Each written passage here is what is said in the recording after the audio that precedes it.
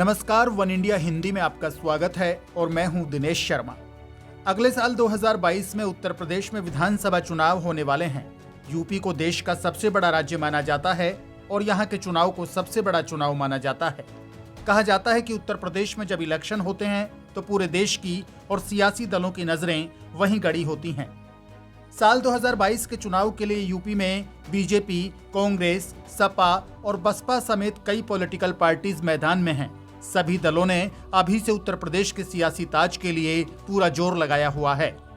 यूं तो यूपी चुनाव में हर बार बसपा ही हाथी के सहारे अपनी चुनावी वैतरणी को पार करने में लगी रहती है, लेकिन इस बार नजारा कुछ अलग और दिलचस्प दिखाई दे रहा है। हाथी सिर्फ मायावती और बसपा के पास ही नहीं है, हाथी सिर्फ उन्हीं का ही नहीं है।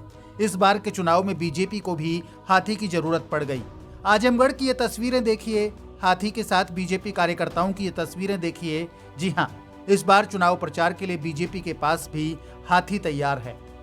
बीजेपी की एक रैली में बड़ी संख्या में कार्यकर्ताओं की भीड़ उमड़ी। इस रैली में बीजेपी कार्यकर्ता हाथी पर सवार दिखे और अब आगे कई दिनों तक हाथी के साथ ही बीजेपी कार्यकर्ता अपना चुनाव प्रचार करेंगे।